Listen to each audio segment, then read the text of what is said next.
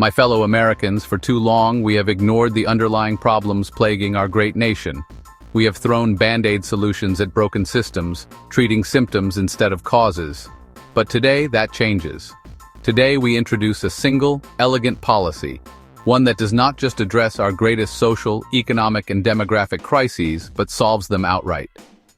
With this policy, we restore order to our dating market, secure our nation's future through robust family growth, and put an end to the chaos of unchecked, male-driven immigration.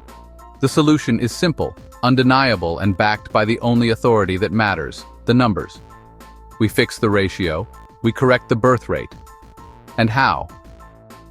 With something I like to call Ladies' Night in America, the greatest suite of immigration policies ever to entice women to our country.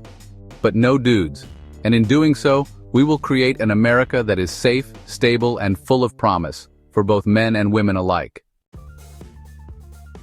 So I'm going to start where you might not expect. Dating. The modern dating market is broken. This is not speculation. This is not conjecture. This is math. For years, American men have been told their problems are their own fault, that their struggles in love and family life are due to some personal failing, some inherent lack of worth. They've been told to just try harder, as if the game they are playing isn't rigged from the start. Let's be clear. The problem is not men. The problem is the ratio. Today, the numbers are stacked against them. With nearly equal numbers of men and women in the dating pool, women hold all the leverage, free to choose from an abundance of options, while men compete in a lopsided arena that rewards only the most cutthroat players. The result? A surplus of lonely, frustrated men left to stew in their own despair. But with this policy, we fix the ratio forever. Starting today, immigration to the United States will be exclusively female. The result is an immediate, undeniable correction in the dating market. Suddenly, for the first time in decades, the supply of women exceeds the demand. This is not just an economic principle. It is a social revolution.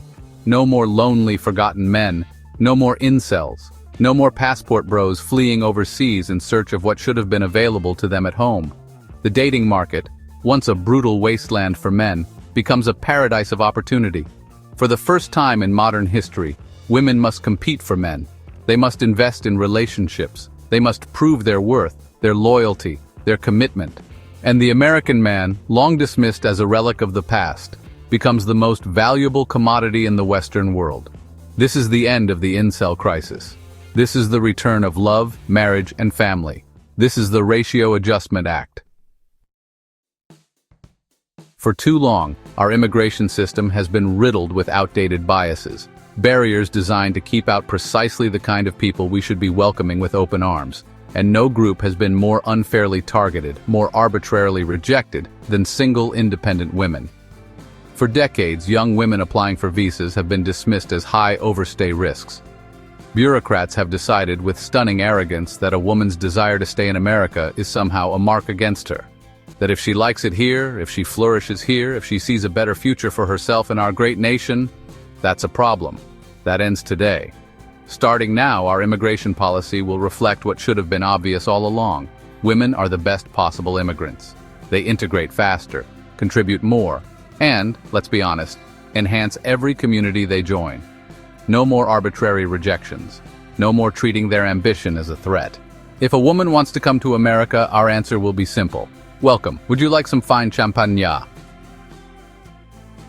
So let's start with the basics. The days of bureaucrats scrutinizing young women's finances, questioning their ties to their home countries, and denying their applications over some vague risk factor are over. From now on, if you are a woman, you get a visa. No exceptions. No more proving your financial independence. No more nonsense about ties to your home country.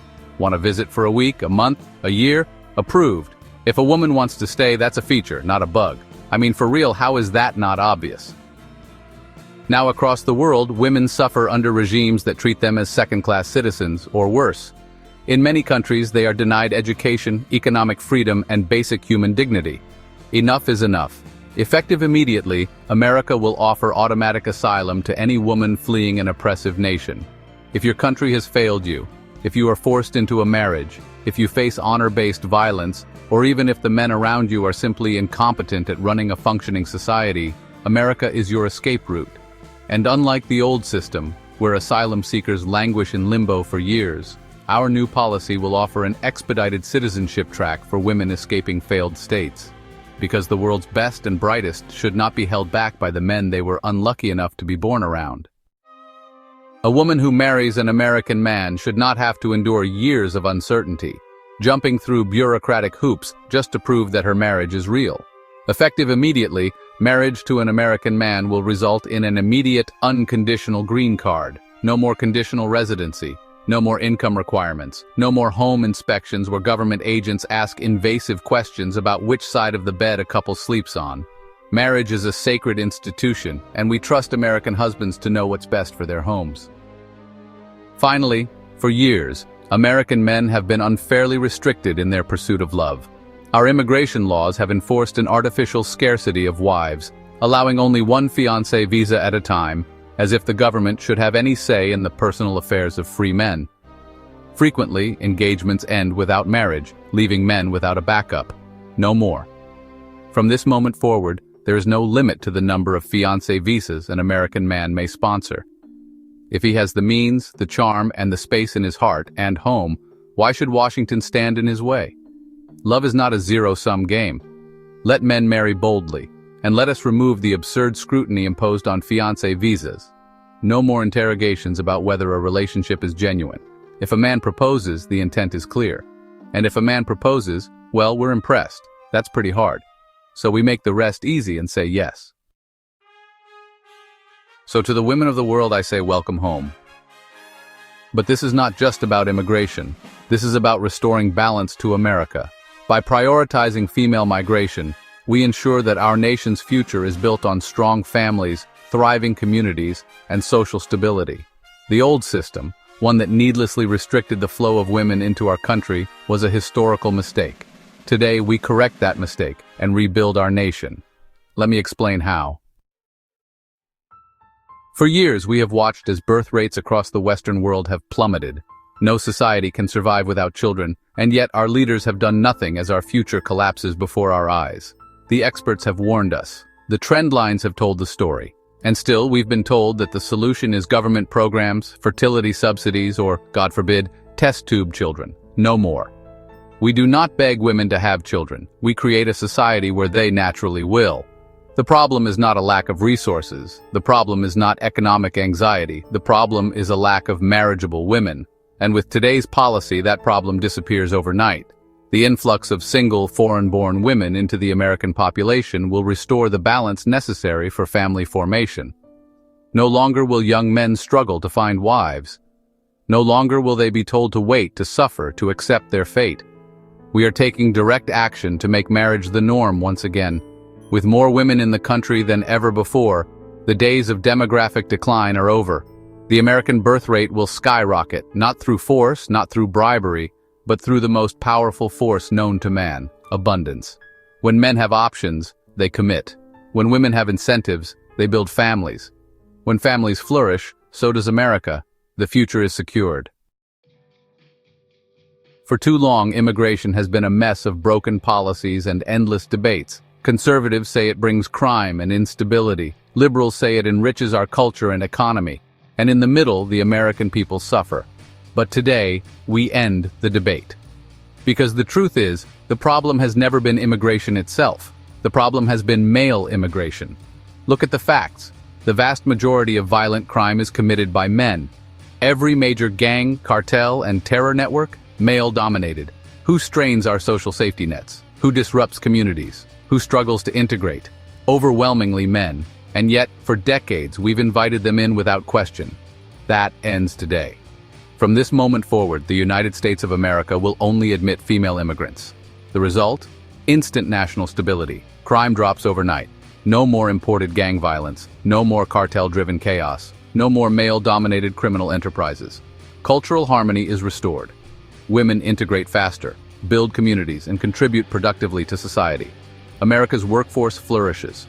Women drive consumer spending, stabilize industries, and invest in their families. And what about the men who wanted to come here? How about trying to make your country somewhere women want to immigrate?